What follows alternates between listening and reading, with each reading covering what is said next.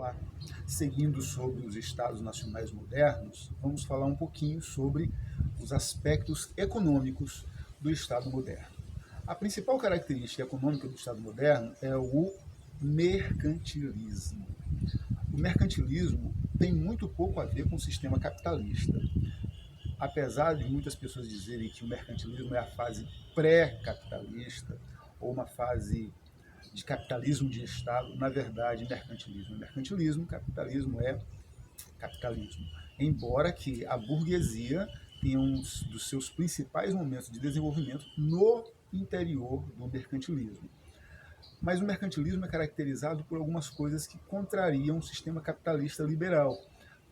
Por exemplo, o intervencionismo, o sistema de concessões e o sistema de proteção. Essas três características, né, protecionismo, concessionismo e controle do Estado sobre a economia, são diametralmente opostas àquilo que o sistema capitalista liberal determina como forma de organizar a economia.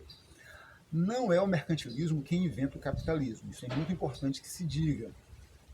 Hoje já se sabe, especialmente a escola austríaca de economia, que é também conhecida como escola ultraliberal, ou alguns até preferem chamar de escola anarcocapitalista, porque é uma escola que não gosta da ideia de governos, mas de que o próprio sistema capitalista governe livremente a sociedade.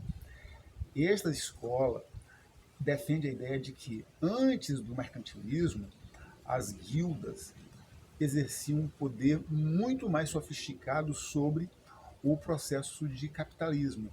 O livre cambismo, o livre comércio, o livre associativismo, tudo isso que era característica das guildas de antes do sistema mercantilista, lá no processo entre a independência das cidades e a formação dos Estados nacionais modernos, isso mostra que o capitalismo já existia. Na verdade, o mercantilismo não inventa o capitalismo, ele é, na verdade, um desvio no caminho do sistema capitalista. Ok, mas o que caracteriza o mercantilismo? Primeiro, repetindo, primeiro é o intervencionismo estatal. O governo tem controle sobre todas as coisas. E uma das coisas que o governo resolve controlar é a moeda, a emissão de moeda. A gente pensa que isso é uma coisa natural, né? Que todo mundo tem que usar a mesma moeda.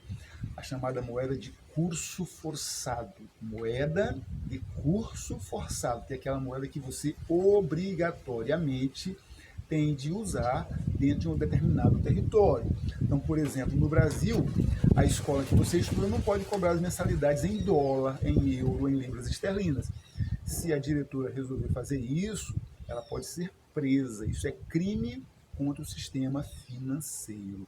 Você não pode ir a uma agência bancária e depositar dólares. Você pode até comprar dólar pagando o imposto da compra do dólar, mas não pode depositar dólar na sua conta. Por que não? Porque o real é a moeda de curso forçado. E essa foi a primeira característica do sistema mercantilista. O governo controla a emissão de moedas. O governo diz qual é a moeda nacional. Isso vai favorecer o enriquecimento dos reis. Isso não favorece a burguesia, isso não favorece o sistema capitalista.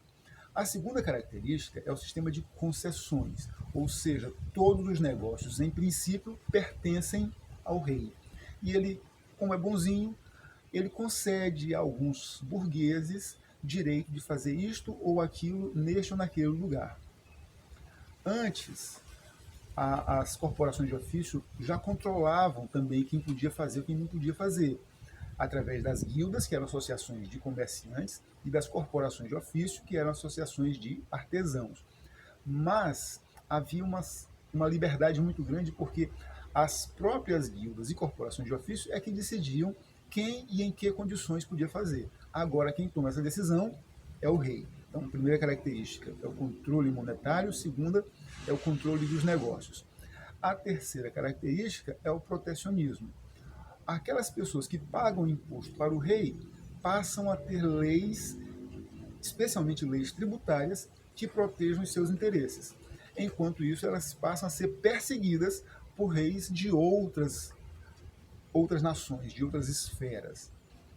Isso vai acabar criando a consequência desse processo de concessões e de protecionismo é a chamada territorialização do sistema econômico. E isso será a grande causa de guerras entre o século XV e século XX. Todas as guerras que aconteceram nesse processo, nesse período de 5 séculos, foram mais de 1000 guerras que aconteceram, têm causas territoriais. Qual é a principal causa territorial? Onde eu cobro imposto, eu protejo as pessoas. Onde eu não cobro, eu não protejo.